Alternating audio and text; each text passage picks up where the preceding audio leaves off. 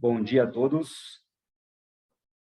Sou o Thiago Coelho, vice-presidente de Comercialização e Inteligência Imobiliária do Mercado, da Proemp, Associação de Empresas e Profissionais do Setor Imobiliário de Jundiaí e Região.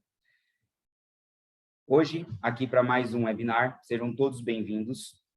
O webinar é um ciclo de palestras do Secov, aqui em Jundiaí, nossa regional. E hoje estaremos fazendo um webinar sobre a minha primeira escritura. Alguns agradecimentos. Queria agradecer ao nosso presidente, Paulo Oliva, da Proemp, representante do Secov, e a doutora Marfisa Oliveira Cacau, nossa ilustre palestrante de hoje, que é a tabeliã do segundo cartório de notas. Informamos que será gravado e estará disponível depois no YouTube, depois do dia 24 de março, depois do dia 24. E dúvidas serão respondidas no final, fiquem à vontade em enviar, e no final a gente vai abrir um momento para responder essas perguntas, fiquem à vontade. Agora eu vou passar a palavra para o nosso presidente, dar algumas palavras a nós. Fique à vontade, presidente. Bom dia. Bom dia a todos. Obrigado, Thiago. Sempre um grande prazer sempre estar com vocês aí, com você principalmente. É uma satisfação, enorme estarmos novamente reunidos para trocar ideias e compartilhar informações em mais um evento em parceria com o Secov São Paulo. Eu agradeço mais uma vez, Marfisa, obrigado. Você está sempre com a gente aí, trazendo excelentes informações e sempre com a finalidade principal aí da nossa economia, para a gente poder usar o nosso tempo sempre com muita eficiência. E dessa vez você vai trazer esse alerta, sobre as exigências documentais para a venda de imóvel. Gostaria de convidar aqueles que ainda não são associados à Proemp, que venham conhecer nossa entidade, que reúne empresas e profissionais que atuam em prol do desenvolvimento do setor imobiliário de Jundiaí e região. Nós procuramos sempre promover um ambiente proativo em nossos eventos, para o network e a geração de negócios, e esse evento é um exemplo disso. Hoje nós vamos falar sobre como lidar com as etapas burocráticas para registrar e legalizar uma transação imobiliária. Mas esse assunto não sou eu que vou abordar, é para a nossa palestrante, que é especialista nisso, não é, Marfisa? Então, que seja uma manhã muito proveitosa para todos nós. Obrigado, isso é um prazer aí, te acompanhar, Marfisa. Bom dia. Obrigado ao nosso presidente pelas palavras, agradeço. Agora vou passar um breve currículo da nossa doutora Marfisa Oliveira Cacau. Ela é tabeliã do segundo cartório de notas de Jundiaí, Castelo das Águas, mestre em Direito Privado pela Unicef, pós-graduada em Direito Contratual pela PUC São Paulo, Direito Tributário pela FGV Rio de Janeiro, Gestão Empresarial pela FGV Rio de Janeiro, coordenadora pedagógica da Notorium Concursos de Cartório. Passamos, então, a palavra à nossa ilustre doutora Marfisa Cacau, que falará sobre a minha primeira escritura. Seja bem-vinda, doutora, a palavra é contigo. Obrigada, Thiago, obrigada, Paulo, obrigada, Mari, Perla, Lucimara, por estar aqui. Estou muito feliz de estar nessa manhã e aqui com vocês. E o projeto Minha Primeira Escritura, ele tem um sabor muito especial para mim. Na realidade, a primeira vez que eu ministrei ele não foi para o mercado imobiliário, foi para quem estava estudando para concurso. E eu procurei uma forma lúdica de explicar essa parte tão difícil que é o direito notarial registral. Porque nós, do direito, nem na faculdade nós vemos isso. A gente vai estudar isso quando está na prática, no dia a dia profissional, como advogados, e, para quem, naturalmente, quem quer prestar concurso. Então, eu vou compartilhar aqui a tela com vocês, vou compartilhar pelo outro computador. Ok. Então, vamos lá.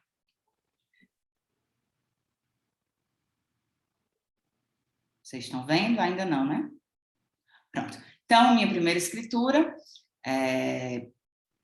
como eu disse, ele iniciou de uma outra forma, só que a gente adaptou para o mercado imobiliário. Essa é, sei lá, a 10ª vez que eu faço essa apresentação. Dei uma guaribada nela para tornar ela melhor, e o que eu vou prometer para vocês é que, embora seja algo jurídico, eu não vou ter juridiquês, vou tentar falar de uma forma simples, acessível e lúdica até, para que a gente saia daqui sabendo todos esses requisitos mais importantes para as transações imobiliárias. Aqui é o meu pequeno currículo, que o Thiago já colocou, normalmente eu coloco no final da apresentação, mas como eu sei que tem gente que gosta de postar, o meu Instagram é Marfisa Cacau, então já vou colocar no início da apresentação dessa vez. Para começar, eu gosto de uma frase que fala só a educação liberta. Você confia em advogado que não demonstra segurança quando está falando? Eu acredito que não. A gente também não confia em corretor de imóveis que não traz segurança quando está falando. Isso é para qualquer profissão. E a educação, ela é o caminho para trazer liberdade nas transações imobiliárias, porque a partir do momento que você tem conhecimento, você vai demandar menos o Thiago da imobiliária, o gestor da imobiliária, o Paulo Oliva. Então, quando nós trazemos esse conhecimento para vocês, a tendência, como o próprio Paulo Oliva falou no início, é a gente acelerar o mercado imobiliário, o fluxo das informações e, consequentemente, das transações. E uma outra frase que eu gosto muito também, gosto de abrir com ela, escutei recentemente meu pai, lá em Fortaleza, meu sotaque não nega, tem algo muito peculiar. Lá tem tipo pracinha, que normalmente tem no interior, lá tem umas pracinhas. Então, a gente foi para a pracinha no ano passado, e aí eu estava lá, meu irmão estava jogando bola, ele só quer ser o Neymar, mas o meu pai estava querendo fazer um bocado de coisa que não tinha nada a ver. Eu disse, pai, por que o senhor está inventando isso só para arrumar dor de cabeça para o senhor?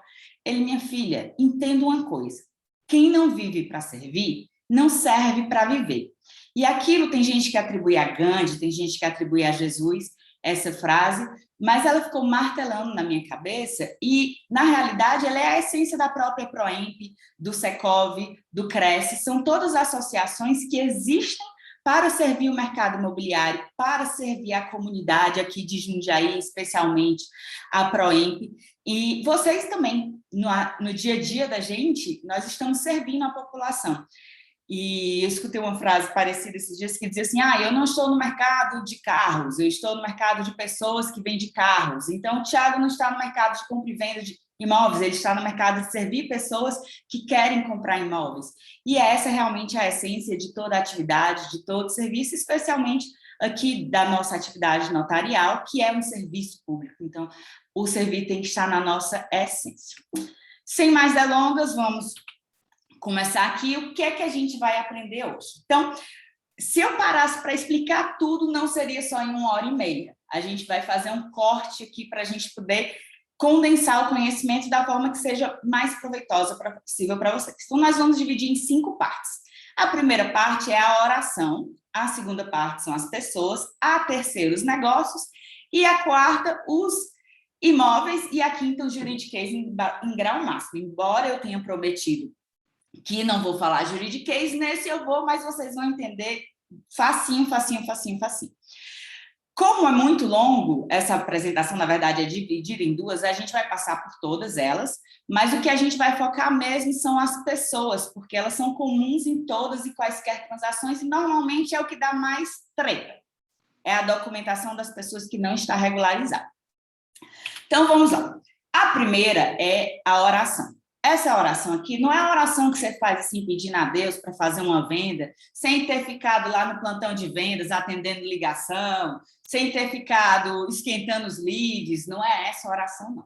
Essa oração aqui, eu vou pedir perdão para os professores de português, é a oração do português, assim, a grosso modo. Então, todo contrato, toda transação imobiliária, ela é como se fosse uma oração. Eu tenho sujeito, eu tenho verbo, eu tenho complemento verbal e eu tenho um acessório, que pode ou não estar nesta oração. Então, a gente vê aqui o sujeito, normalmente é o vendedor e o comprador, mas pode ser permutante, pode ser um credor, um devedor. O ideal, eu sempre brinco, a melhor transação é aquele sujeito é vendedor, pessoa física, comprador, pessoa física, solteiro, imóvel, apartamento redondinho, facinho de fazer para todo mundo, né, Tiago? Paulo, facinho para todo mundo fazer. Mas não é sempre que acontece. O verbo sempre, como regra, é comprar e vender, pode ser dar em pagamento, pode ser permutar, pode ser renunciar a um usufruto. Então, nós vamos trabalhar um pouquinho o verbo. O complemento verbal é aquele que complementa a oração. Então, todas as orações nos nossos contratos e nas nossas escrituras, elas possuem esse complemento, que é o imóvel. É um imóvel urbano? É um rural? É um terreno? O que é esse imóvel? E, por fim, o acessório, que é surpresa, só vou contar para vocês no final da nossa apresentação. Então, vamos lá. As pessoas. Quem são as pessoas da nossa oração, da nossa escritura, do nosso contrato de venda e compra? A gente tem que sempre se perguntar, quem são eles? Porque, às vezes, é muito fácil. Como eu disse, comprador solteiro, vendedor solteiro, está lá na matrícula, só tem um registro, é fácil a gente descobrir quem são os sujeitos. Mas a gente tem que se perguntar, porque, às vezes, os nossos sujeitos não conseguem manifestar a vontade, dizer o que eles querem de forma sozinha, eles precisam de uma ajudinha. E aí eu tenho institutos clássicos do direito, legitimação, assistência, representação, mas eu prometi para vocês que não vai ter juridiquês. Então, a gente tem que perguntar assim, nesse caso, o que é esse daqui? Esse daqui é o Ricardão. O Ricardão chega lá no Tiago, diz que tem a filha da vizinha, Joreminha aqui, ó, Joreminha, tem a filha da vizinha, que ele quer comprar um imóvel para botar no nome da criança. Como diz o pessoal lá de Rondônia, eu fui tabeliando lá em Rondônia, ponhar no nome da criança. Então, ele quer ponhar esse imóvel no nome da Joreminha. Será que ele realmente quer comprar e vender, que ela compre o imóvel? É o que ele está falando, aparentemente é, mas ela vai precisar de uma ajudinha e a gente vê vamos ver qual vai ser a ajudinha que a Joreminha vai precisar. Aí eu tenho que me perguntar, quem é que vai poder me salvar? Quem é que vai salvar a escritura? Quem é que vai salvar a manifestação de vontade, já que essa pessoa, Joreminha, criança, né? Não dá para manifestar a vontade sozinha, é o que o nosso ordenamento entende. E aí, eu apresento para vocês o primeiro personagem do nosso dia, que é o Chapolin Colorado. O que é o Chapolin Colorado? Nem toda escritura vai ter, nem toda transação vai ter, mas muitas vezes vai ter que comparecer no seu ato para te ajudar e salvar a sua escritura. É basicamente todas essas situações em que eu preciso de uma ajudinha para complementar a manifestação de vontade daquela pessoa. Então, nosso Chapolin aqui, quem vai nos salvar? Vamos passar por vários Chapolins e o primeiro é o Estado Civil. E, curiosamente, eu peguei esses dados aqui, em março, desde que eu cheguei aqui, a gente recebe as escrituras, maior parte por meio de formulários online. Mas agora eu mudei a plataforma, e essa plataforma é muito legal. Lembrei de você quando fui analisar os dados, percebi que fui analisar quem eram os principais vendedores e quem eram os principais compradores. E olha que interessante. Os vendedores, nesse período aqui que nós levantamos, que foi aproximadamente 4 meses, a grande maioria absoluta dos vendedores são casados. E depois vem os divorciados, por último, os solteiros. Ou seja, quando vocês forem fazer anúncio na internet, vocês fazem para esse público aqui, ó, porque ele é responsável por 80% quase das vendas, digo, da captação dos imóveis. Por outro lado, os compradores, a grande maioria é casado, mas depois vem os solteiros, por último vem os divorciados. Por que que eu trouxe essa informação aqui? Para vocês entenderem a importância da gente analisar a documentação, tanto do comprador como do vendedor, para acelerar as transações imobiliárias de vocês. Então, e aí agora vamos entrar no casamento e vocês vão entender regime de bens. Quem é aqui que gosta de tomar sopa? Por favor, fale eu aí, porque eu vou entender que você gosta de tomar sopa, ainda mais nesse frio de Jundiaí. Todo mundo gosta de tomar sopa. Levanta a mão aí, Tiago e Paulo, por favor. Vou entender que vocês gostam de tomar sopa também. Ok, também gosto de tomar sopa.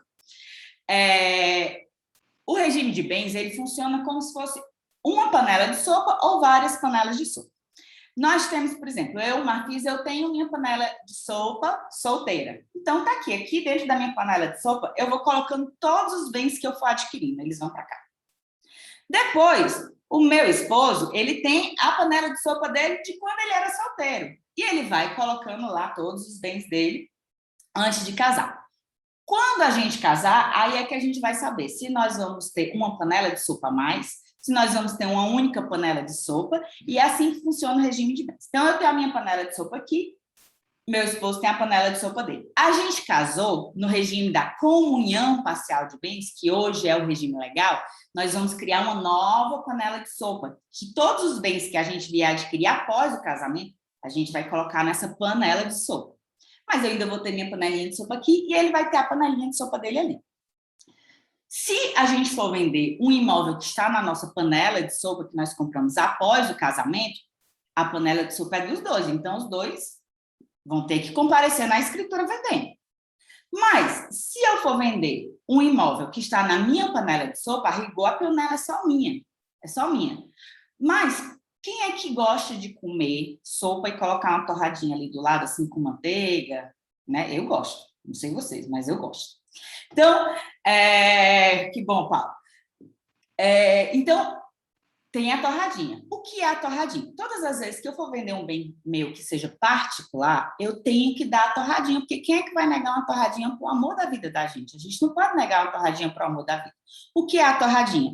É a anuência dele, porque embora ele não tenha direito ao meu bem, pela lei, a rigor, se eu fizer alguma benfeitoria no bem, se eu construir um banheiro, fizer uma laje, botar uma piscina, a benfeitoria se comunica. O bem em si, não. Mas a benfeitoria se comunica com ele.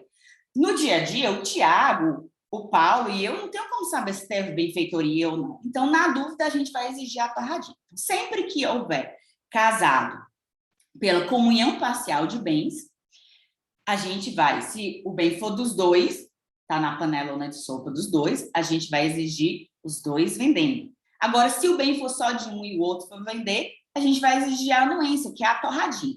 Agora, vamos mudar de regime de bem. Imaginemos que seja a comunhão universal de bens. Então, eu tenho a minha panela de sopa, ele tem a panela de sopa dele. E nós vamos casar. A gente vai fazer um sopão bem grande, que eu vou pegar a minha panela de sopa, despejar todos os meus bens dentro dela, da do casal. Ele vai pegar e vai despejar deles todo dentro do casal. Como regra, na comunhão universal, todos os bens adquiridos pelos cônjuges antes e depois do casamento se comunicam. Então, eles têm uma panelona grande. Tem exceção? Tem, e a gente vai ver. Mas, como regra, é ali. Então, a regra é, foi vender alguma coisa do panelão de sopa, os dois comparecem. Por quê? Porque na comunhão universal, a gente só tem uma panela de sopa bem grandona, bem quentinha, preferencialmente. E aí, por fim, nós temos o regime da separação convencional de bens, que é aquele em que as partes convencionam. O regime da separação convencional de bens é o regime empresarial. É o regime que os empresários costumam adotar para proteger o patrimônio deles da própria família, por conta dos riscos da atividade empresária. E vocês sabem, né? Pelo menos hoje nas redes sociais, a gente não vê mais empresário gordo. Todos são fitness, não comem gordura trans, portanto, não tem torradinha. Não tem torradinha. Por quê? Porque é o regime empresarial. Então, ele compra e vende imóvel sozinho. Comprou antes, ele continua tendo a panela dele. Comprou depois de casar, ele continua tendo a panela dele e ele pode tirar quantos pratos de sopa ele quiser, sem precisar dar torradinha para ninguém, porque ele é fitness e a esposa dele também é fitness. Então, não tem torradinha, não precisa de anuência. Então, feita essa noção geral, acho que todo mundo entendeu agora o regime de bens com a panelinha de sopa. Vamos entrar nos próximos slides. Então, aqui, como eu falei, primeira situação, solteiro ou em comunhão parcial. Casado pela comunhão parcial de bens. Solteiro é o melhor dos cenários, não tem chapolim, não precisa comparecer ninguém para salvar a minha escritura. Mas, se ele for casado ou viver em união estável pela comunhão parcial de bens, e o bem for comum, ou seja, adquiriu após o casamento na panela de sopa lá grandona deles dois, por venda e compra ou doação feita ao casal, o cônjuge vai comparecer na escritura como vendedor, vai comparecer no contrato como vendedor, vai aparecer no financiamento imobiliário lá como vendedor. Agora, se o bem for particular, ou seja, ele comprou antes do casamento, ou então comprou depois do casamento em subrogação ao bem particular, que eu vou explicar o que é, ou então com alguma cláusula de incomunicabilidade, esse bem é particular. Se eu for vender, o que é que eu preciso? Comunhão parcial de bens, eu preciso dar a torradinha. Então, eu vou precisar da anuência do esposo para poder fazer a venda deste imóvel. E o que é essa subrogação de bem particular? Volta e meia aparece alguém aqui no cartório, eu estou comprando imóvel, mas eu estou comprando com dinheiro que eu recebi da herança dos meus pais. Então, eu não quero nem que minha mulher saia. Primeiro eu pergunto, casou por quê, se você não quer que ela saia? Porque o casamento é público. Se ele é público, ela vai ter que saber. Então, se você quiser dizer que aquele dinheiro que você está utilizando para comprar aquele imóvel se deu em subrogação, ou seja, vai continuar sendo incomunicável, não vai se comunicar, sua esposa não vai ter direito a metade dele, não vai para a panelona de sopa de vocês, ela tem que comparecer na escritura concordando e dizendo que efetivamente aquele bem é particular. E isso tem que constar do que a gente chama do título aquisitivo, ou seja, é no documento em que você adquire o bem. Se, por exemplo, for uma escritura pública, a gente vai constar uma cláusula de subrogação de bem particular. Então, eu digo a origem do bem, vamos supor, eu recebi um bem de herança dos meus pais. Vendi esse bem. Com esse dinheiro, eu vou comprar um outro imóvel. Então, eu digo que eu vendi aquele imóvel conforme contrato tal, e que com esse dinheiro eu vou comprar esse outro imóvel aqui. E aí, o meu cônjuge tem que comparecer dentro da escritura, demonstrando ciência de que, efetivamente, aquele bem é particular. E essa é... Olha, se vocês falarem isso para o cliente de vocês, eles vão gostar, porque eles vão ver que vocês estão super preparados para assessorar as transações imobiliárias. Porque poucos corretores sabem disso, viu? Poucos corretores sabem disso. Então, você vai orientar ele como ele protege o patrimônio dele para evitar... Ele vai precisar, ainda, se na comunhão parcial, ainda vai precisar dar a torradinha, mas o bem vai ser dele, não vai ter nenhuma treta no futuro. Solteiro comunhão parcial, o próximo é a comunhão universal de bens, que eu falei para vocês, nós temos aquela panelona de sopa. Como regra, o bem vai ser comum. Então, se é comum, vai tudo para a panelona de sopa dos dois, os dois têm que comparecer na escritura vendendo, tá? Vendendo. Se for comprando e o bem for comum, baixa um dos dois comparecer. Agora, se o bem for particular, nós também temos a torradinha e o cônjuge vai comparecer com o anuente. Marfisa, mas você não falou que quando é comunhão universal, uma panela de sopa única? Sim.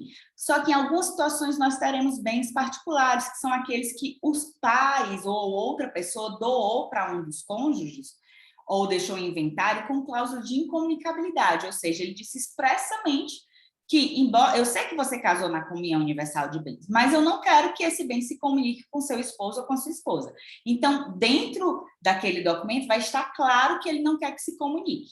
Nesses casos de bens particulares, na comunhão universal de bens, a gente vai precisar da torradinha.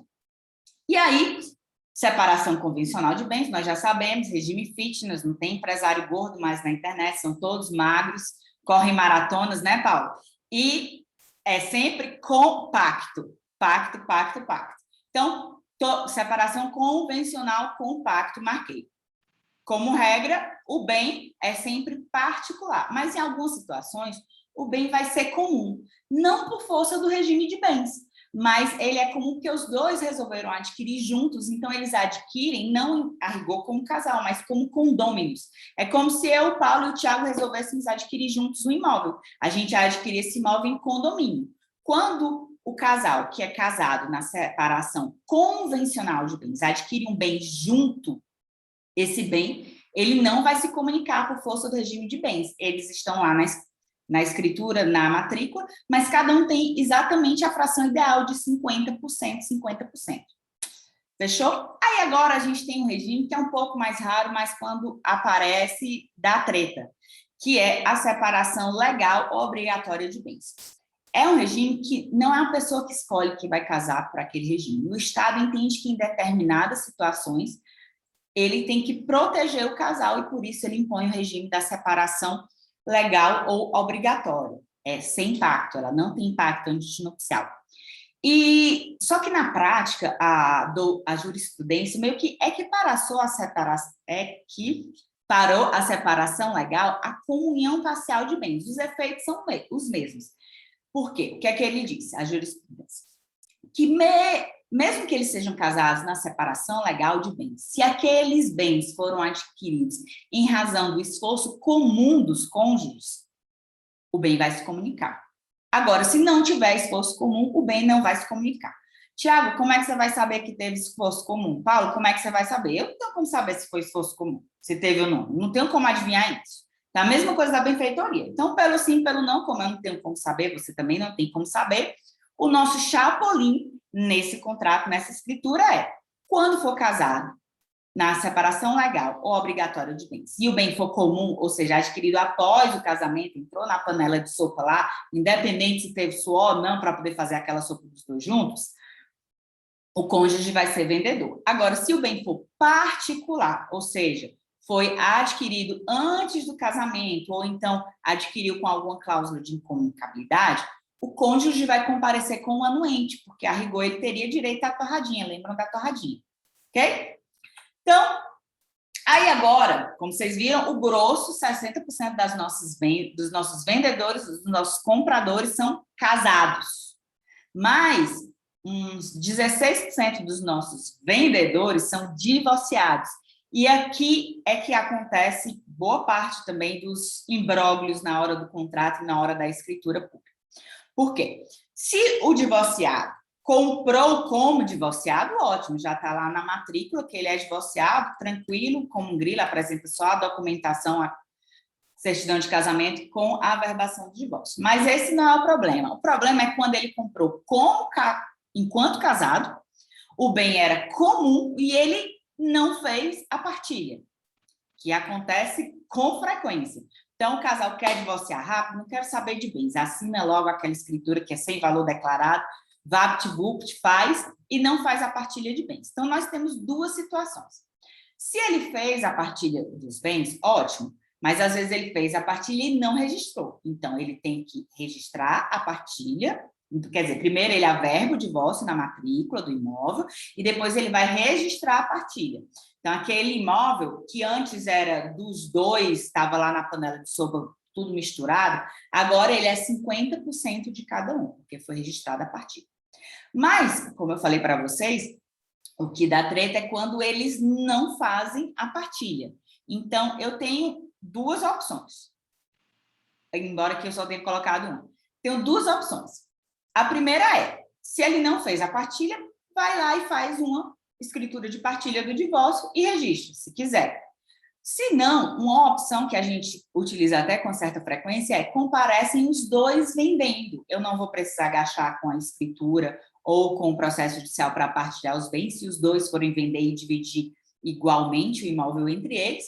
Os dois comparecem vendendo, eu economizo uma escritura de partilha e eu faço, os dois comparecem vendendo direto para o comprador final. E aí eu só preciso, a rigor, fazer a averbação do divórcio na matrícula e agora o novo registro da venda e compra. Então, eu economizo uma escritura de partilha e um registro de partilha e eu já passo direto para o nome do comprador final. Aí nós temos uma outra situação. Ele comprou quando era casado, mas o bem era particular. E nós lembramos que casado na comunhão parcial de bens, na comunhão universal ou na separação legal, pode ser que tenha a torradinha. Só que nesse caso, o entendimento que prevalece é que basta a gente declarar na escritura que o bem era particular, não teve nenhuma benfeitoria durante o período, portanto, não havia nada que ser partilhado entre os cônjuges na hora do divórcio. Bom, a outra situação é quando ele é viúvo. E a mesma situação, comprou como viúvo, ótimo, é a mesma coisa, comprou como solteiro, aparece só ele. Agora, se ele comprou enquanto viúvo, ele comprou enquanto era casado, depois ele se tornou viúvo, e o bem era comum, considerando o regime da comunhão parcial, da comunhão universal e da separação legal de bens, nós temos só uma opção. Você vai precisar partilhar os bens. Então, aqui eu não tenho como fugir da partilha como no divórcio. Quando for viúvo, adquiriu como viúvo, o bem é comum, e ele não fez o inventário do esposo ou da esposa que faleceu, a gente vai precisar obrigatoriamente fazer a partilha, o registro dela e depois averbar o óbito.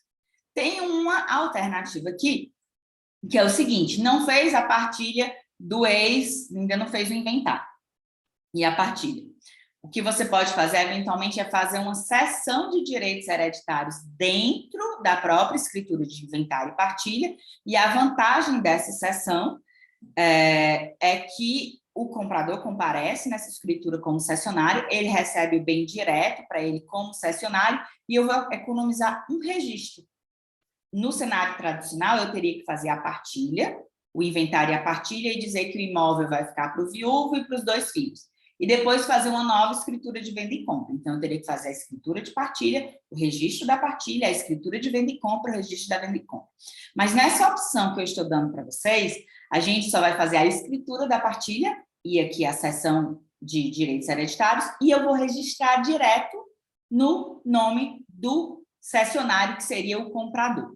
Ok? Por fim, a mesma coisa, comprou quando era casado e o bem era particular, declara na escritura que o bem é particular e tudo certinho.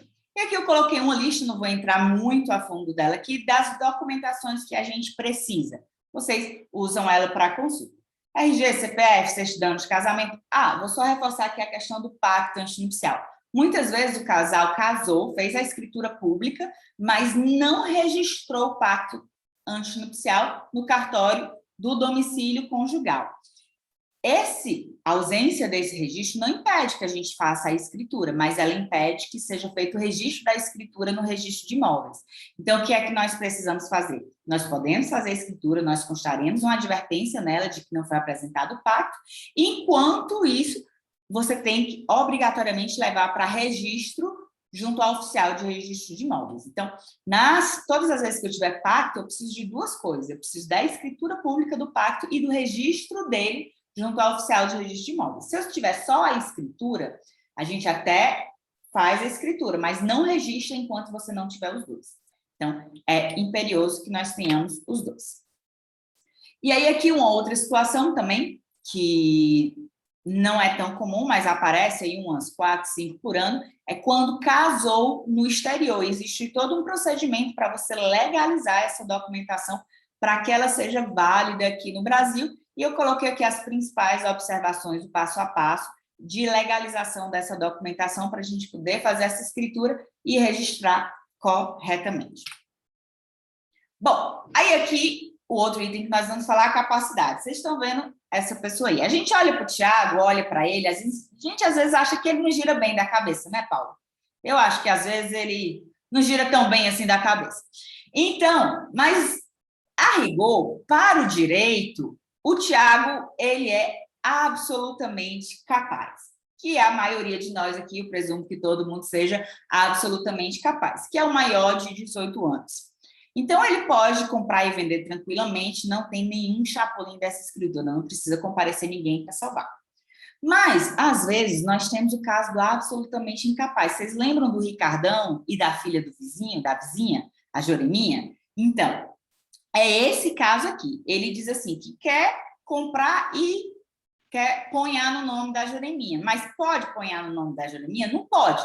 Por quê? Porque a lei entende, a rigor, que a Joreminha não tem dinheiro para comprar um imóvel. Então, tinha que ter uma doação aí no meio. E se você não faz a doação antes, você não consegue fazer a escritura e não faz o registro. Então, como é que funciona aqui? Primeira situação é compra com recurso dos pais, ou do Ricardão, ou de quem for. Nessa escritura, no contrato, nós vamos precisar da representação de ambos os pais e a gente vai precisar ter um contrato particular de doação, que pode ser feito também por escritura pública, com 40% de desconto no valor da escritura, e do ITCMD, que é o imposto que nós recolhemos para o Estado de São Paulo, sempre que houver doação de numerário, bens, enfim. E aí, como é que funciona aqui? O Ricardão vai doar o dinheiro para a Joreminha, e a Joreminha vai comprar esse imóvel. Então, representada por ambos os pais. Agora, nós temos uma outra situação que, de certa forma, é até relativamente comum agora no mundo dos youtubers, né? Nós temos muitos menores de idade que estão milionários aí na internet, cheios do dinheiro, achando que podem gastar do jeito que quiserem. Eles não podem comprar imóvel só com autorização judicial. Então, todas as vezes que o menor for comprar com recursos próprios, ou seja, não veio doado de ninguém, não teve doação de Ricardão, nada, toda vez que nós viemos comprar um imóvel com recursos próprios, eu vou precisar sempre de ambos os pais comparecendo na escritura e de um alvará judicial. Por quê? Porque a lei diz que precisa do alvará, porque o juiz vai verificar se você está administrando bem o patrimônio do seu filho. É o que a lei fala, então a lei fala e a gente obedece. Então, sempre que ele for comprar com recursos próprios ou ele for vender um imóvel, o menor absolutamente incapaz, que é o menor de 16 anos, nós vamos precisar sempre da representação de ambos os pais. Ai, o marido foi embora, sumiu, não tem notícia do paradeiro. Não tem como fazer no extrajudicial. Vai precisar do que a gente chama do suprimento dessa vontade. Então, a rigor, eu preciso de ambos os pais. Aí, nós temos a outra situação, que são dos relativamente incapazes. A primeira situação é o relativamente incapaz, que é o que a gente chamou de curatelado. Antigamente era a interdição, ficou muito conhecido como interdição, mas aí a legislação mudou, colocou um nome mais aprazível e agora a gente fala em curatela, não fala mais interdição. Então, o que é a curatela? Quando é que ela acontece? Quando a pessoa, como regra, não consegue manifestar vontade. Então, outro dia apareceu aqui um laudo da médica dizendo que ele está demente e não entende o que está fazendo. Como é que eu vou fazer um ato? Não tem como. O pressuposto é que ele entenda o que ele está fazendo. O pressuposto para você ir no cartório é que você saiba o que está fazendo. Se a pessoa não sabe o que está fazendo, a gente tem que passar por esse processo de interdição ou curatela e uma pessoa vai representar ele. Então, sempre que alguém não souber o que está fazendo, não conseguir manifestar vontade, não souber realmente, não tem a menor noção, a gente vai precisar do alvará judicial, tanto na compra como na venda. Nós já fizemos alguns, assim, inclusive com o pessoal da Mediterrâneo, já apareceram os dois aqui com curatela. Então, a pessoa teve algum problema, ou então está doente, entrou em coma, não consegue manifestar a vontade. Dá para resolver? Dá para resolver. Contrata um bom advogado, ele vai conseguir o seu alvará e a gente faz a escritura rapidinho com base nesse alvará. Mas a outra situação, recapitulando o caso lá da Juriminha, vamos supor que ela agora tem 16 anos, não é mais menor de 16. Nesse caso, se ela é a mesma regra da anterior, se ela for comprar com recursos próprios ou for vender, eu sempre vou precisar de alvará judicial. Sempre, sempre, sempre, sempre. Mas aqui nós temos uma diferença. Além dos pais dela comparecerem na escritura, ela já tem alguma ideia do que está acontecendo. Então, ela também vai ter que assinar esse documento. Agora, por outro lado, se ela for comprar com recursos dos pais ou do Ricardão, a gente vai precisar, ela também vai comparecer na escritura, os pais dela também vão comparecer na escritura, mas eu posso dispensar o alvará desde que eu tenha a doação e o pagamento do imposto de doação. E aqui também a lista da documentação, o que é que a gente vai precisar, o alvará judicial tem que ter vários requisitos para a gente poder aceitar, a declaração de TCMD, um dado relevante aqui, no ano de 2020, doações de até 79.925 são isentas de TCMD. Então, quando você for fazer a composição aí, você analisa isso, porque a pessoa que for doar o dinheiro para a criança comprar até 79 mil é isento. Acima disso, passou R$1 acima disso, vai ter que pagar 4% sobre o todo. Volta e meia aparece, a gente explica o que é que tem que fazer para colocar já no nome dos filhos. Quando a pessoa vê o valor do imposto de doação, ela já desiste. Então, capacidade. Aí agora outra situação, peguei aqui um construtor maluco, pessoa jurídica, que normalmente a maior parte das pessoas jurídicas que comparecem comprando e vendendo, elas trabalham efetivamente no mercado imobiliário. E quem é que vai nos salvar na pessoa jurídica? Todas as vezes que nós tivemos pessoa jurídica comprando ou vendendo, nós temos que analisar, fazer duas perguntas, só duas perguntas. A primeira é, o objeto social é venda e compra de bens imóveis? Então, você vai abrir lá o contrato social e vai olhar, o objeto social é compra e venda de bens imóveis? Se não for, eu preciso obrigatoriamente da autorização dos sócios. Por quê, Marfisa, eu preciso da autorização dos sócios? Porque a lei diz que o administrador ele não tem poderes para comprar e vender bens imóveis, só se isso estiver expressamente previsto no contrato social. A grosso modo é isso. Então, se não tiver no contrato social compra e venda de bens imóveis, eu vou precisar de autorização dos sócios. Mas se tiver no contrato social compra e venda de bens imóveis, ainda assim eu preciso fazer uma outra perguntinha, que é, O contrato tem cláusula de alçada? O que é cláusula de alçada? Eu tenho que olhar o contrato social, normalmente é na cláusula da administração, e eu vou ler, vou verificar. Às vezes, algumas empresas colocam, sempre que for vender imóveis, eu vou precisar de assinatura de 2 administradores, ou então de um administrador e um procurador. Ou outra situação, ela diz assim, para venda ou compra de imóveis acima de determinado valor, eu preciso da autorização dos sócios. Sempre que nós tivermos pessoas jurídicas, nós vamos fazer 2 perguntinhas. O objeto social é venda e compra de imóveis. Se não for, obrigatoriamente precisa de autorização dos sócios. Se for, a gente vai descobrir se tem ou não cláusula de alçada. Se tiver cláusula de alçada, aí a gente vai precisar da autorização dos sócios. E como é que essa autorização dos sócios pode ser feita? Não precisa fazer uma assembleia, uma reunião de sócios. Basta que todos compareçam como anuente na escritura e a gente já resolve de forma simples. Então, aqui é o meu diálogo com o Tiago, eu trouxe ele para a nossa apresentação. Então, o Tiago chegou com venda e compra aqui. E aí eu perguntei, Tiago, o objeto social é compra e venda de imóveis? Ele disse, é. Aí eu pergunto, tem cláusula de alçada? Ele falou, não, então ele já está pronto para fazer a escriturazinha dele e ganhar a comissão dele aqui, ó, tim, tim, tim, tim. Agora, se tem cláusula de alçadas? Tem. Aí ele tem que pegar a autorização dos sócios e aí ele está pronto para receber a comissãozinha dele. Agora, se o objeto social for venda e compra de imóveis e a resposta dele for não, eu também vou precisar da autorização dos sócios. Depois de conseguida ela, a gente faz a escritura e o Tiago fica aí feliz, né, Tiago? Muito feliz. Bom, então aqui, quais são as situações? As principais que aparecem no dia a dia são essas. É raro acontecer outras coisas, fundação, etc. Então, eu fiz um corte aqui para a gente trazer o que acontece na prática. A maior parte das sociedades são limitadas no Brasil. Acho que 90 e tantos % das sociedades no Brasil são limitadas. Então, se houver venda e compra de bens imóveis, a gente vai analisar aquelas 2 perguntas. E quem é o chapolim? O administrador, que vai comparecer representando, e eu vou precisar verificar se precisa de autorização dos sócios, se for o caso, a depender de como nós respondermos aquelas perguntas.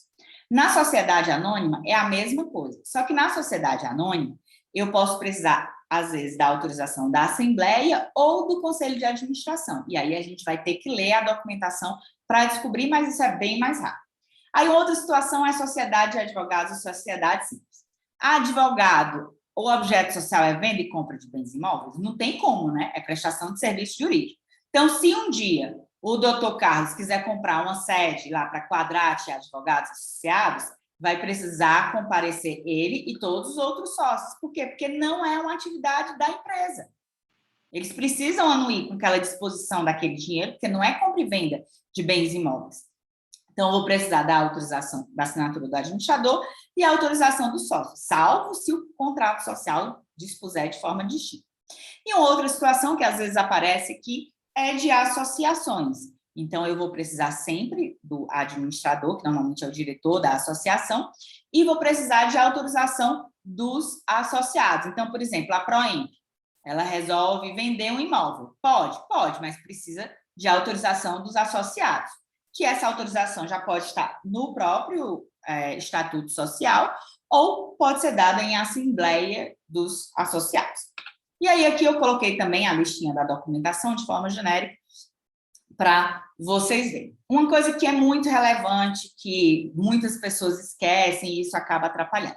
Todas as vezes que nós tivermos a sociedade simples ou a associação, nós precisamos da certidão emitida pelo Registro Civil de Pessoas Jurídicas em que ela foi registrada, que declare quem é o atual administrador e a listagem de todos os atos. Por quê? Porque quando a gente está lidando com sociedades empresariais, é fácil, o site da Justicesp, a gente entra lá, checa na ficha cadastral, emite na hora e nós vemos agora quem é o atual administrador.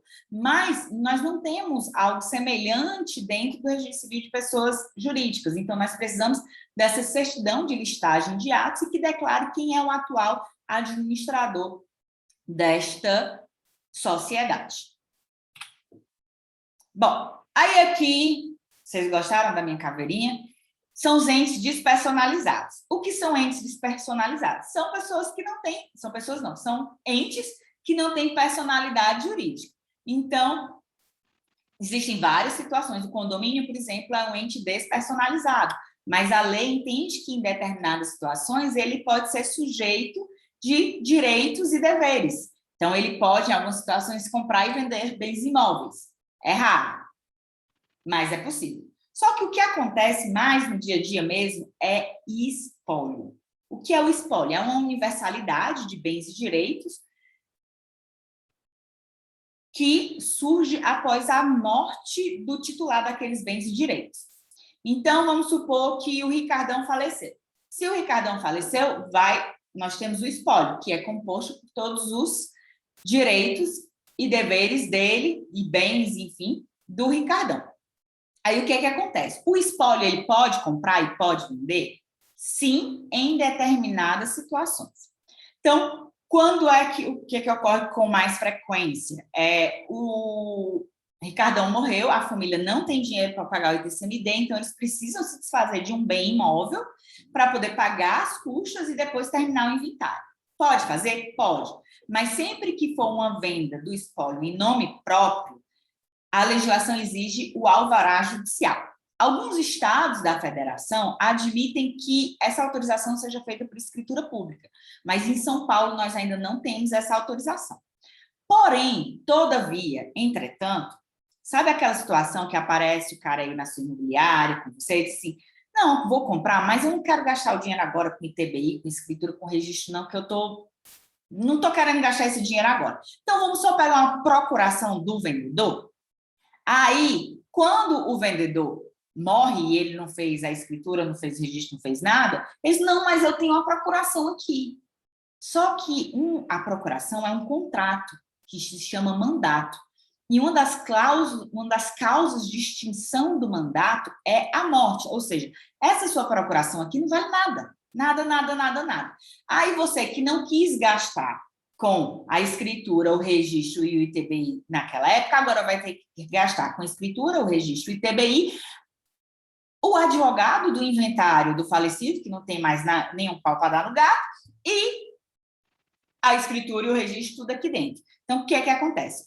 Se você comprou um imóvel, não fez o procedimento adequado de escriturar e registrar e pagar o ITBI, e o vendedor faleceu, a gente consegue fazer essa escritura? Consegue, mas eu vou precisar do contrato original assinado, dos comprovantes de quitação, e eu vou declarar dentro da escritura pública de inventário e partilha, na nomeação de inventariante, a autorização para ele finalizar um negócio que foi iniciado pelo Ricardão. Então, vamos supor, o Ricardão vendeu o imóvel para a Maria, e o Ricardão faleceu. A Maria não fez esse procedimento inteiro. Então, o que é que ela vai fazer? A gente vai fazer o inventário do Ricardão e dentro do inventário do Ricardão a gente vai contar. O Ricardão assinou um contrato de compra e venda com a Maria pelo valor de tanto. A Maria já pagou tudo para ele, conforme os comprovantes de quitação apresentados, e por isso o inventariante, que é quem representa o espólio, essa universalidade, pode assinar a escritura pública de venda e compra. Então, essa é uma das situações em que esse ente personalizado, essa caveirinha aí, comparece comprando ou vendendo. E isso vale tanto quando o espólio é vendedor, como quando ele é comprador. Vamos supor que o Ricardão, na verdade, tivesse comprado um apartamento com FA Oliva. E ele não fez a escritura. Mas ele já pagou tudo, só não fez a escritura. Que tem um monte aí, né, Paulo? O pessoal paga tudo e não faz a escritura. Mas não fez a escritura. Então, o que é que ele vai fazer? Ele vai pegar, vai fazer a escritura do Ricardão, vai dizer que ele comprou com FA Oliva e vai dar poderes para o inventariante assinar a escritura com FA Oliva, para transferir o nome transferir o bem para o nome do espólio e depois vai para o nome dos herdeiros. E, por fim, firma individual ou empresário, que é uma situação bem rara, eu só vi uma vez aqui desde que eu cheguei no cartório, que é a pessoa resolveu empreender, mas ela não quis limitar o risco dela. Então, ela resolveu ser firma individual ou empresário individual, porque antigamente não existia a possibilidade da sociedade unipessoal, então tinha isso. Agora, eu acho que é bem raro de acontecer. Se ele comprar ou vender, a gente vai fazer tudo no nome do titular e vai constar lá uma declaraçãozinha de que aquele bem está afeto à atividade empresária. Listinha das documentações aqui para vocês verem depois. E aí agora nós vamos para o procurador. Olha, com todo respeito, já fui muito procuradora muitas vezes, trabalhei por muitos anos com investimento estrangeiro no Ceará, então recebi procuração do mundo inteiro. Mas o nome já fala, né? Procurador e procurador, porque é muito complicado procuração. Porque tem uma série de requisitos para a gente poder aceitar essa procuração. Então, se vier alguém procurando dolo, então, como procurador, pode ser uma pessoa física ou uma pessoa jurídica, representada por procurador. Se nós tivermos compra e venda, tanto faz, eu sempre vou precisar de uma certidão da procuração inferior a 90 dias. Não significa que a procuração, o cara assinou a procuração há 90 dias, ele pode ter assinado há 10 anos atrás, mas eu preciso de uma certidão atualizada pelo tabelião que fez aquela procuração, porque essa atualização ele vai dizer se a procuração foi revogada, se aqueles poderes foram subestabelecidos, ou seja, foram passados para uma outra pessoa, se quem recebeu os poderes renunciou. Então, são as cláusulas de extinção do mandato, que a procuração é um instrumento desse contrato de mandato. Então, sempre vou precisar desta certidão atualizada. Ó, tá vendo? Você está procurando, fez uma procuração, vai ter que pegar uma certidão e, além disso, você vai ter que fazer o reconhecimento do sinal público, na verdade, não você, vai ter que ser feito aqui dentro do cartório, o reconhecimento do sinal público, que é a assinatura do tabelião original. Aí nós temos outras questões relacionadas à procuração de venda e compra. Quando for compra, a procuração sempre vai ter que ter poderes especiais, então tem que dizer expressamente que tem poderes para comprar bens imóveis. E, preferencialmente, esses poderes têm que ser específicos. O que é ser específico? É indicar qual é o bem imóvel. É o imóvel do Vila Preciosa, sabe? E indicar todos os dados. Compra é assim. Agora, se for venda, aqui em São Paulo funciona assim. Nós temos as normas de serviço que elas funcionam como se fosse uma bíblia para quem é tabelião ou registrador. A gente tem que rezar sobre ela e obedecer tudo o que ela diz. As nossas normas, elas dizem que a procuração para vender imóvel não precisa indicar o bem. Porém, todavia, entretanto, o Superior Tribunal de Justiça outro dia puniu um tabelião que fez uma venda e compra, uma venda em que a procuração não estava específica em relação ao bem imóvel. Então, aqui, por cautela, a gente pede preferencialmente que indique bem imóvel. Lógico que procurações de construtoras, elas indicam de forma genérica os empreendimentos, as matrículas mães, não precisa indicar todas as unidades. Mas, como regra, a gente recomenda que essa procuração para venda venha sempre com os poderes especiais, sempre para vender, tem que dizer que pode vender, e específicos, que é a indicação do imóvel. E aqui também o procedimento da procuração do procurador. Só que nós temos uma solução para a procuração, para a gente não precisar procurar. Já pensou? Ó, dou aqui, ó.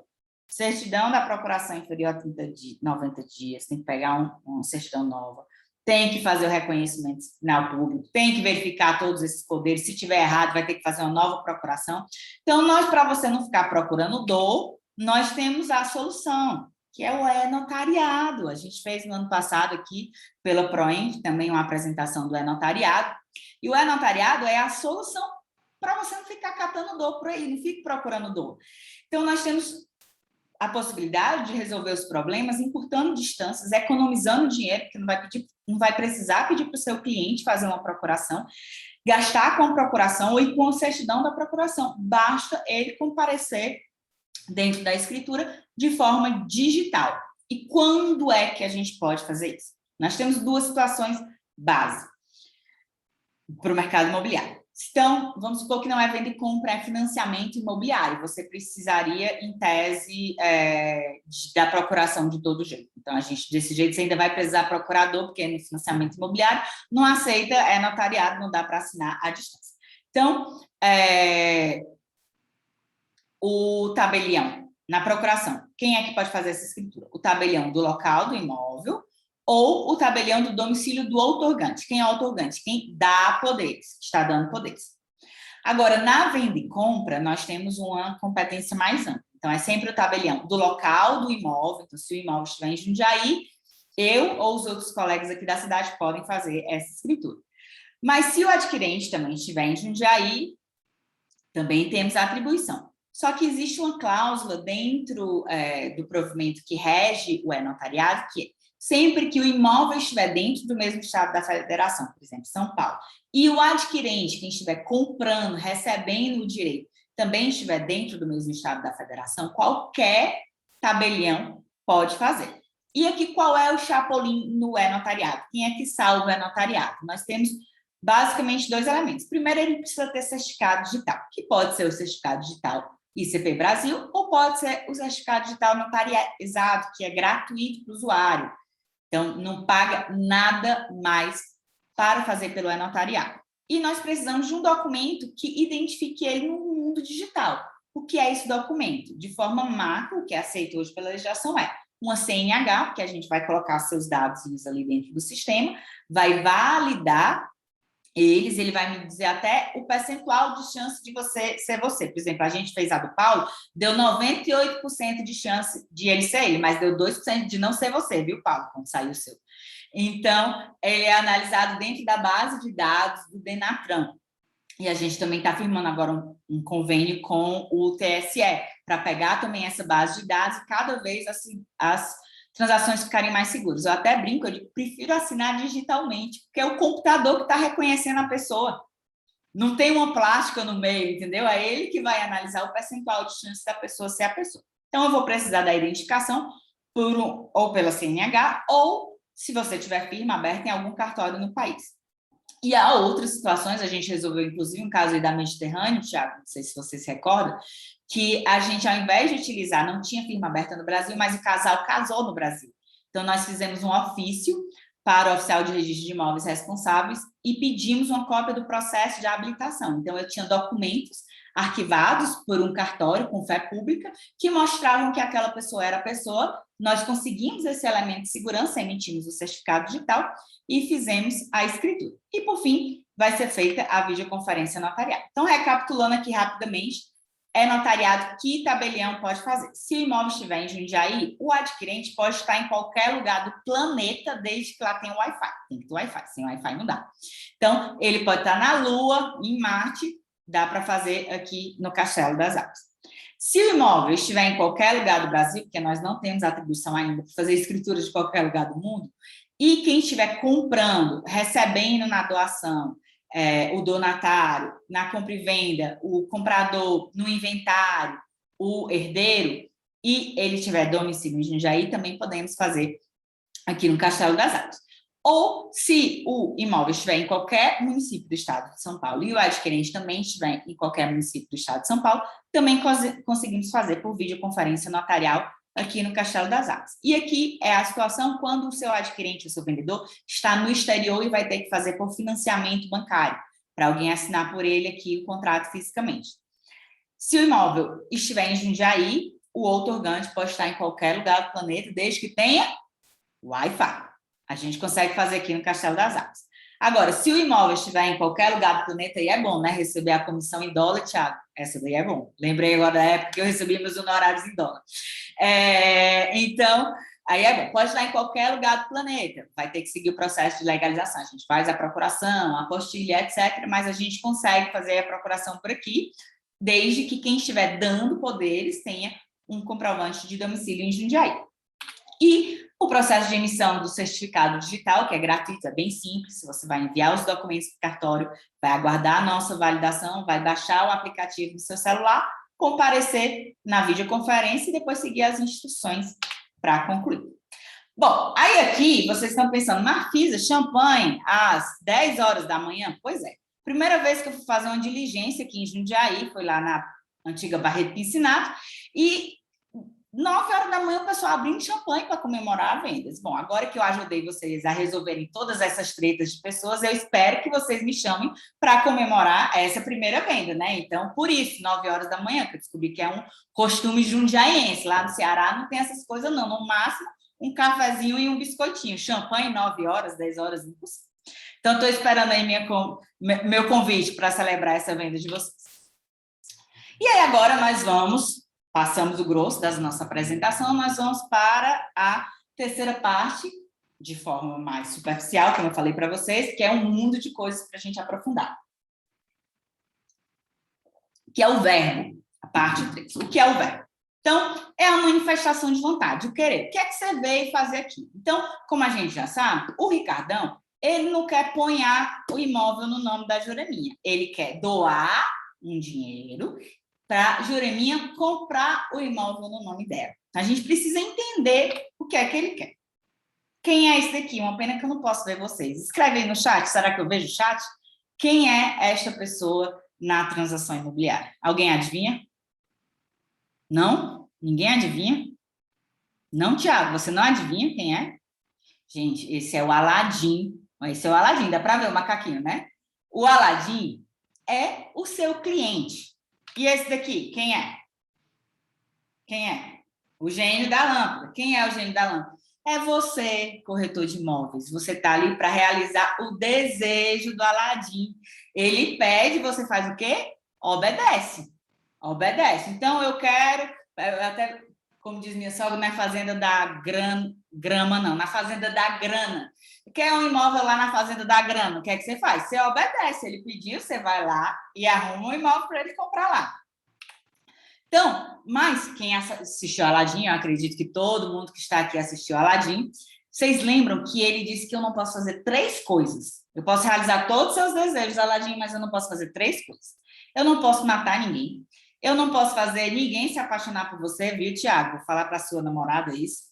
E eu não posso ressuscitar ninguém dos mortos. Trazendo isso para o mundo do direito, eu não posso fazer nada que seja ilegal, porque matar é ilícito, e eu não posso fazer nada que seja impossível no mundo dos fatos. Se, fora isso, a gente pode fazer tudo e catar o seu imóvel para você. Aí, como todo mundo assistiu Aladim, eu acho que vocês vão lembrar dessa cena final. O Jafar, que é o vilão do Aladim, que é esse cara aqui, o Jafar, ele pegou a lâmpada. Então, naquele momento, ele meio que se tornou Aladim. E ele estava lá tocando terror, colocou a princesa se afogando lá no mar de ouro, o Aladim mesmo, né, preso ali. Então, ele estava lá naquele mó furdunço. E aí, o Aladim, esperto que só ele olha e disse assim, mas você tem certeza que você quer fazer isso?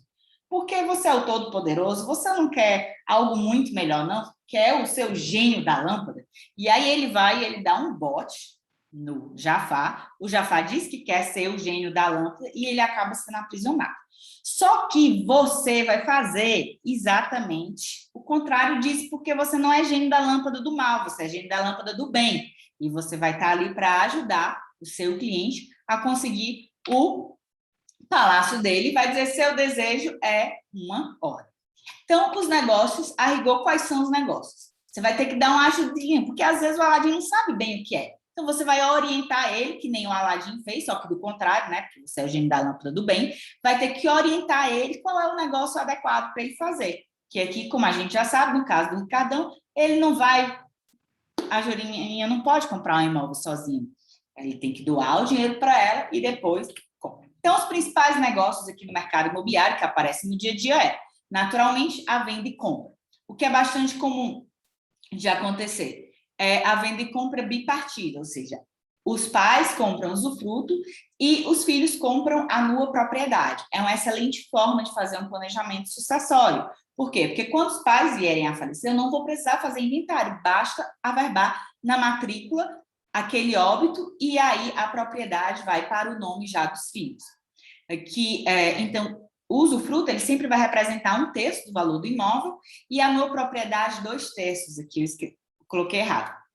Então, 1/3, 2/3. E o que é que isso é? Por que é que a gente tem que saber isso? Porque se você for fazer uma situação parecida com aquela do Ricardão e da Jureminha, em que as crianças, né, os filhos são menores de idade e você vai precisar fazer a doação, você tem que fazer o cálculo do ITCMD com base nesses 2/3 do valor do imóvel. Então, se o imóvel custa R$150 mil, os 2/3 é R$100 mil. Então, já está acima do valor da isenção de ITCMD e vai ser tributado 4%. A outra situação é a doação, que do caso do Ricardão e da Jureminha é a doação modal, ou seja, ele doou o dinheiro para ela comprar a outra, que é o modo, é um encargo, para ele fazer aquilo. E nós temos outras situações simples, com reservas, cláusulas restritivas, que não é tanto o foco do mercado imobiliário, mas a doação modal é. Outra situação bastante comum, que é a renúncia de usufruto, que os bancos exigem que, para que eles façam o financiamento imobiliário, não tenham usufruto no imóvel. Acontece que isso só se aplica lá para os bancos. Se um dia você chegar aqui no cartório querendo fazer uma escritura pública de venda e compra, em que o vendedor em que na matrícula tem um usufruto e a nova propriedade, a gente vai fazer, não precisa renunciar ao usufruto. O que é que acontece? Na legislação da gente tem uma regra que diz assim, sempre que houver usufruto, o usufruto é inalienável. Mas o que a jurisprudência e a doutrina entende é que o usufruto não pode ser alienado de forma autônoma. Então, se eu tiver um usufruto, eu não posso alienar o usufruto sozinho. Mas se a gente for alienar o usufruto e a nova propriedade juntos, a gente pode fazer. Então, na escritura, você economiza uma renúncia de usufruto, não precisa. Faz uma venda e compra normal para o que a gente chama de consolidar nas mãos da outra pessoa, do comprador. Como é o nome daquele brinquedo que fazia assim quando a gente era criança? Que tinha uma bola que ia e voltava, Thiago? Fom, sei lá como era.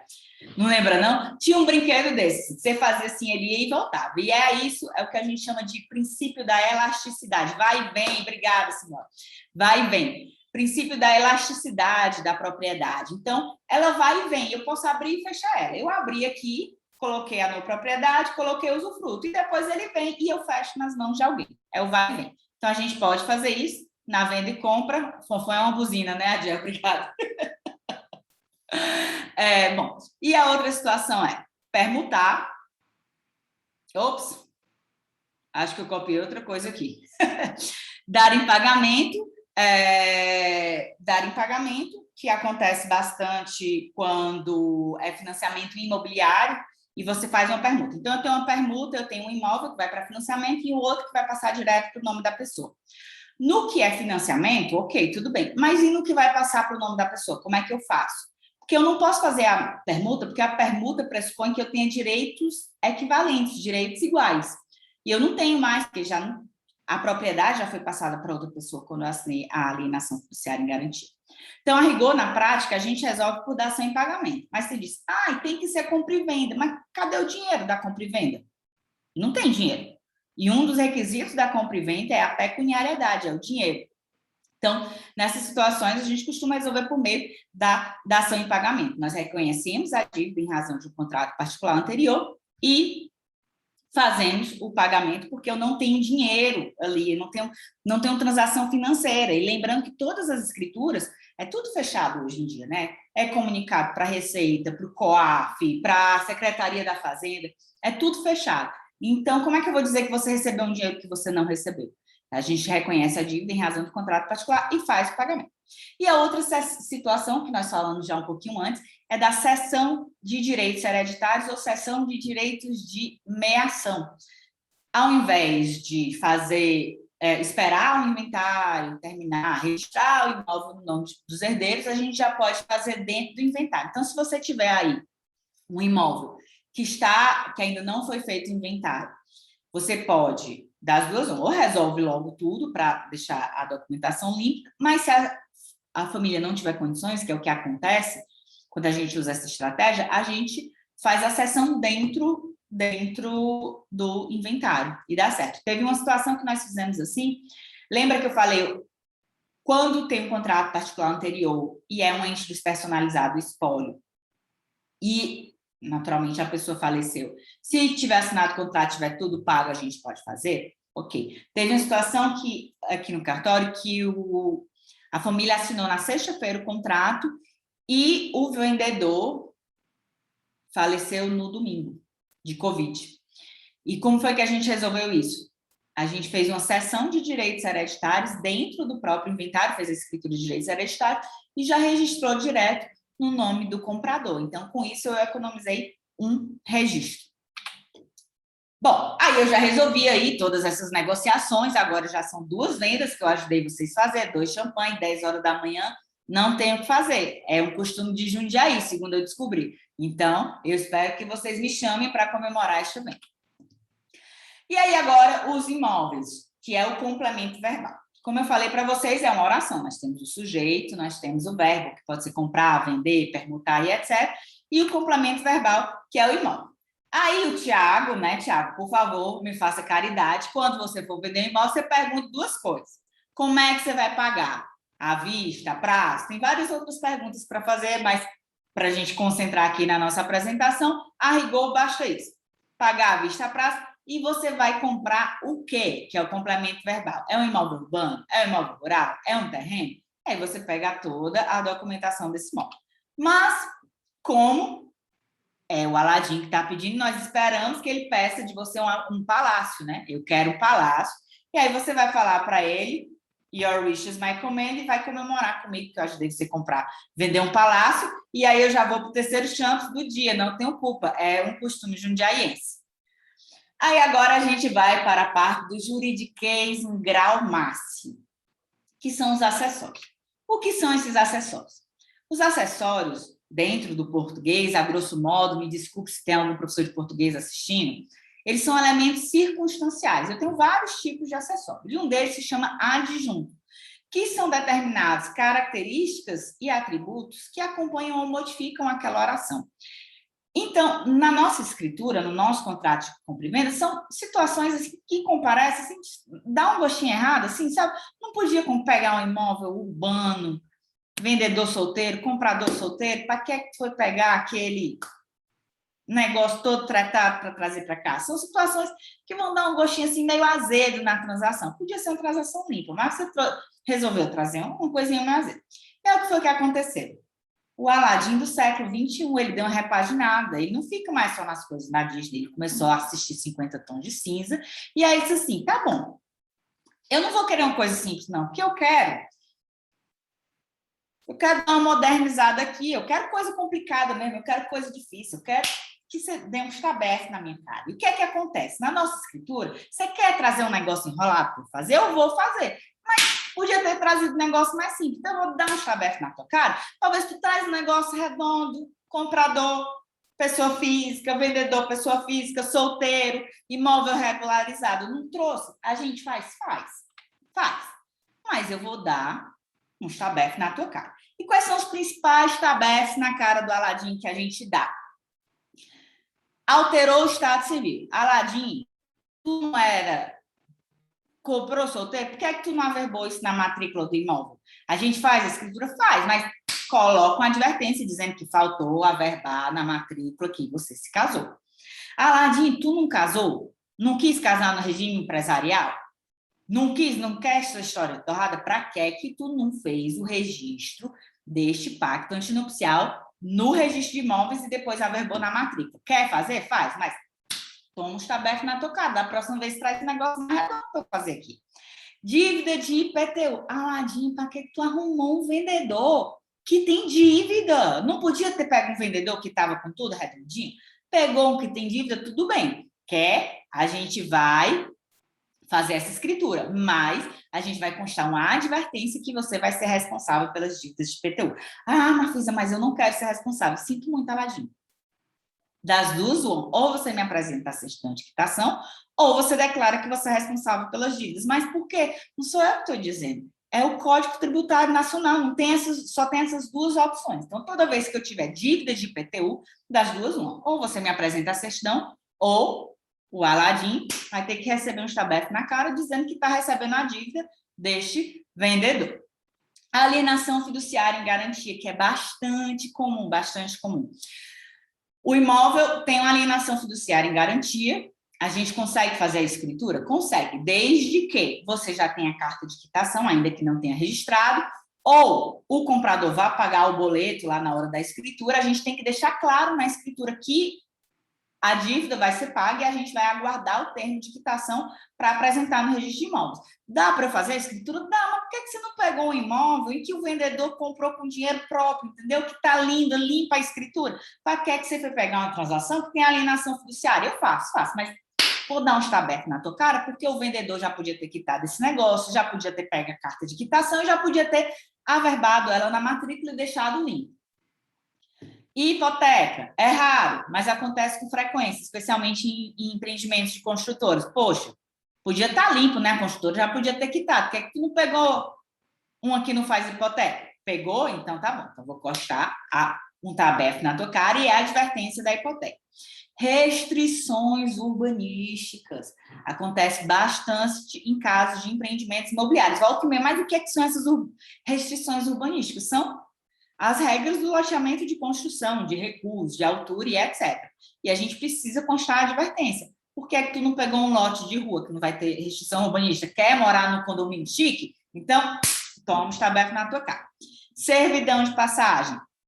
É mais raro, também mais imóvel rural, que, por exemplo, vamos dizer que o imóvel tem uma linha de transmissão lá, então eu tenho uma servidão de passagem.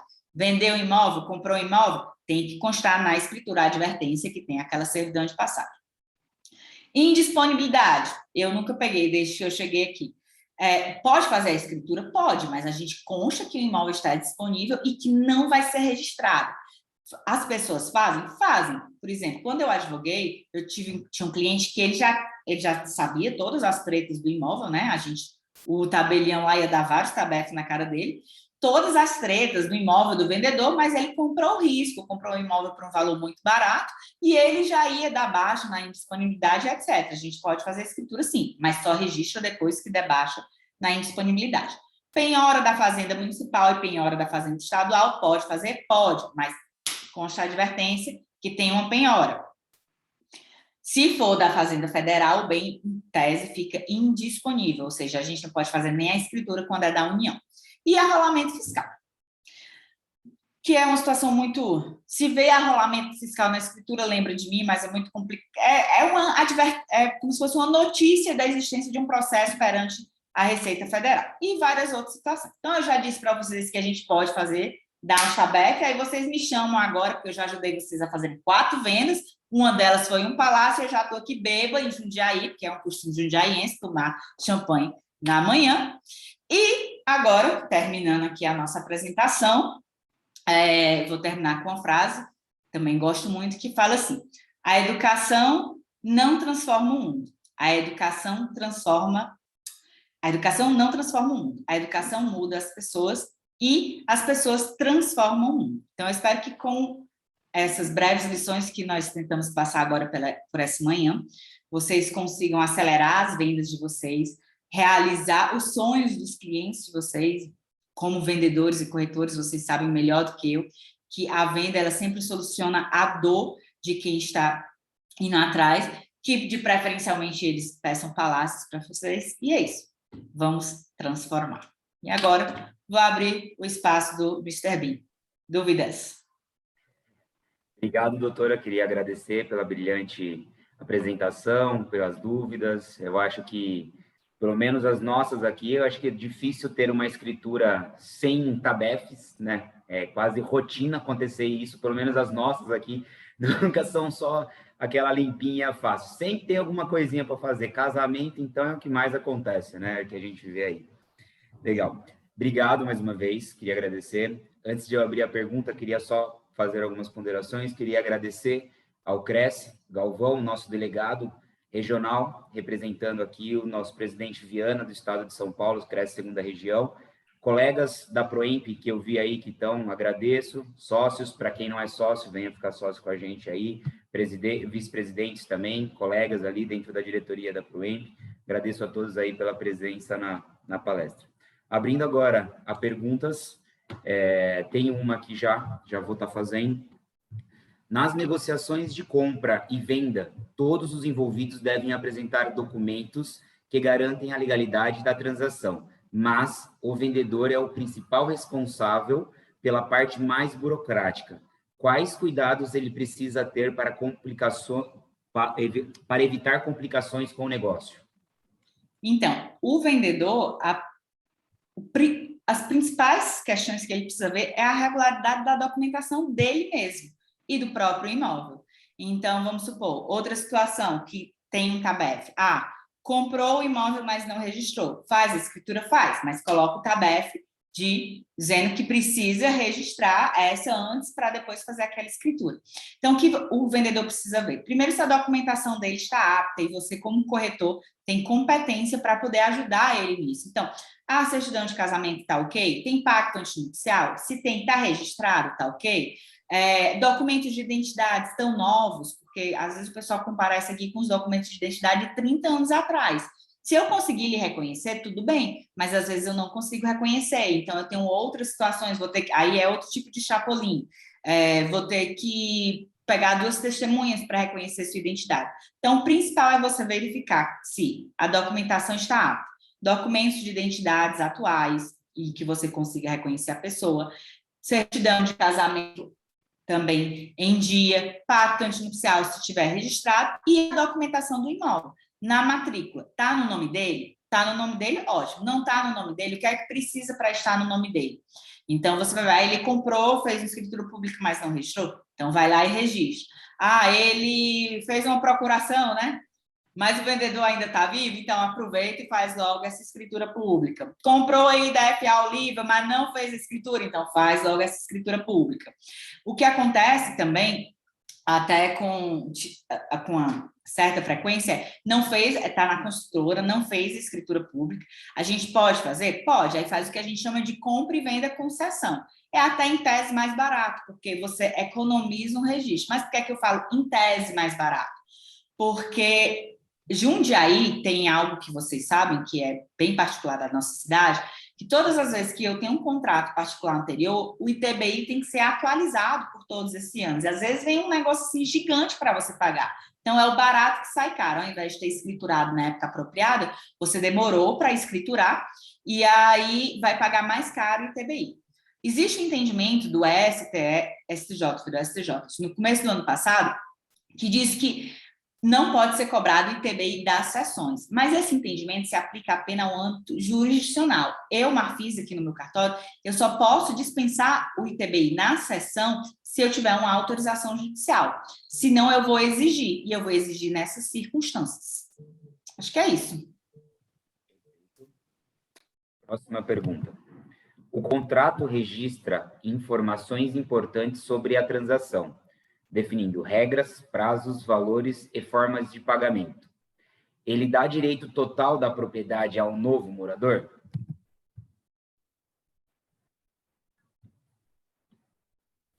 Só um minuto, gente. Vou colocar a pergunta aqui para todos verem.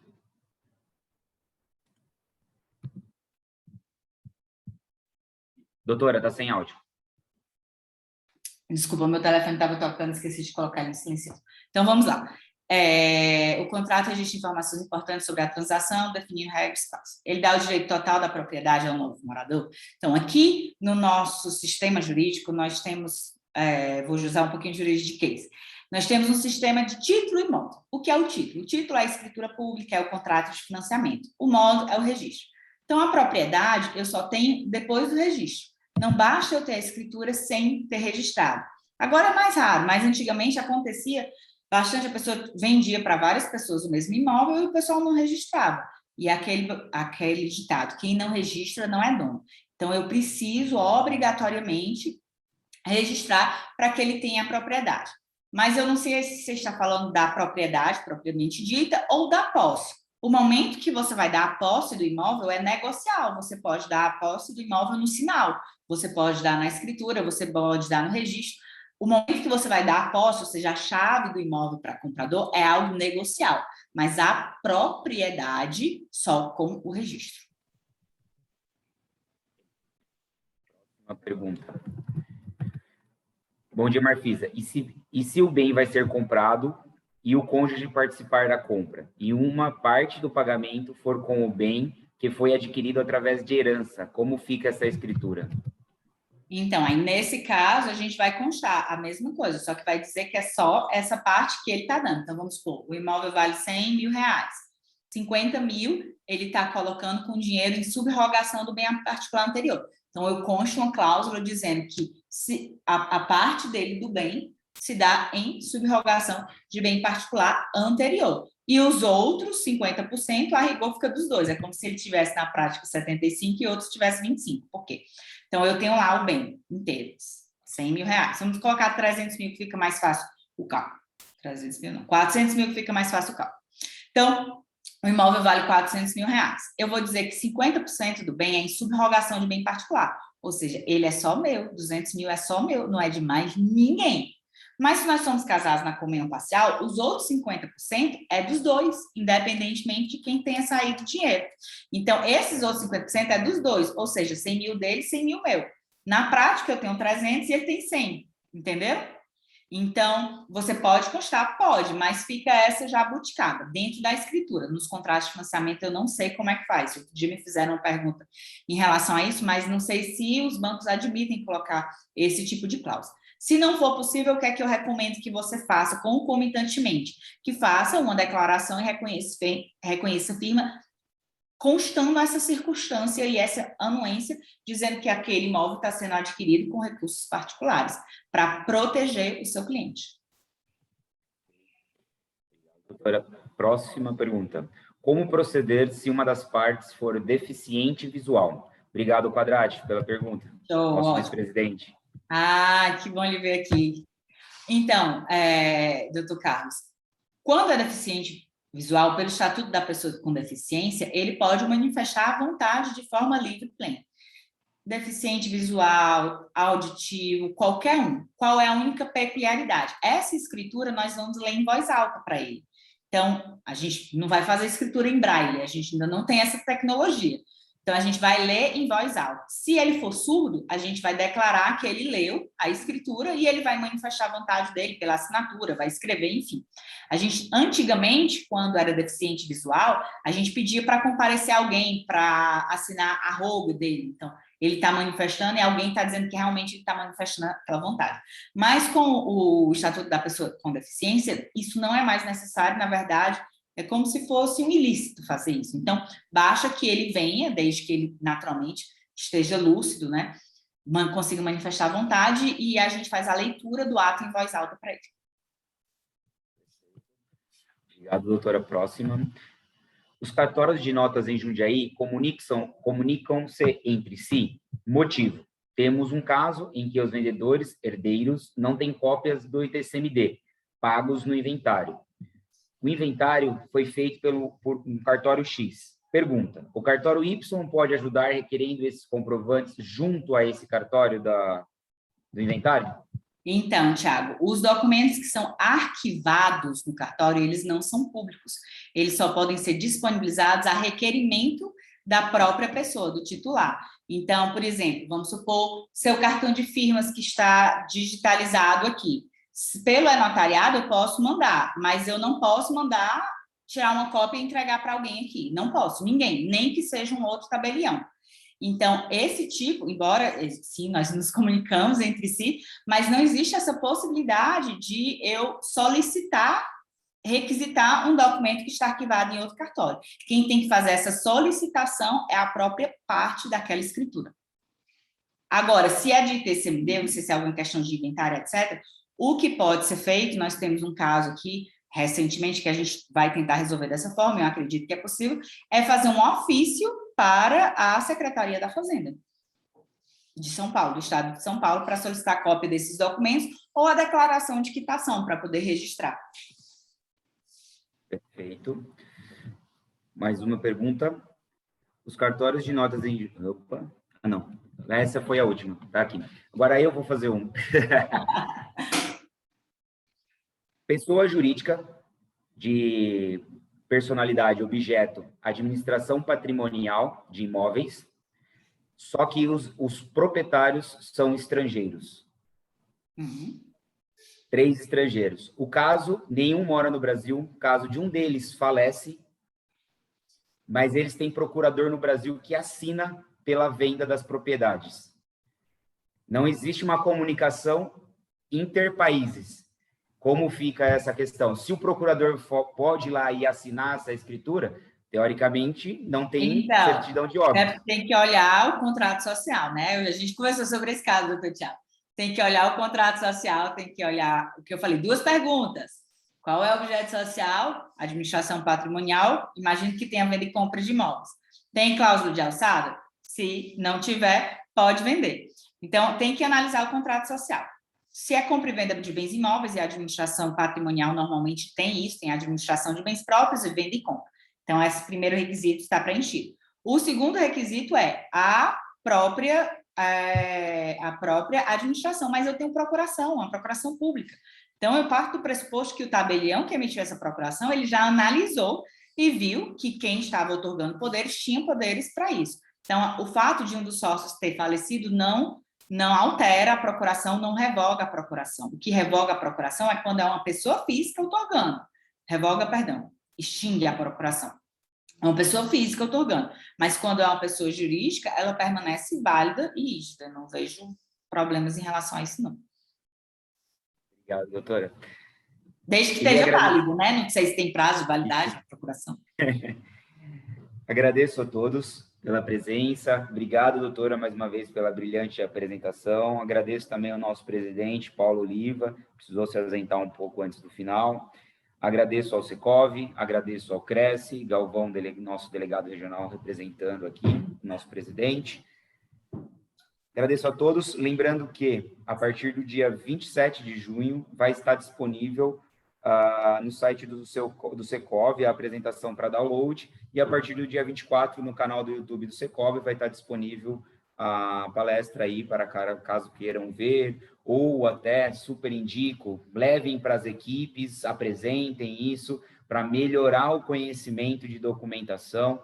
Sei o quanto os cartórios sofrem com informações faltantes por a tabeliã passar uma escritura, a gente escuta muito isso no mercado, então, assim, corretores, eu como corretor, vamos divulgar aí, eu acho interessante esse conhecimento para todos aí.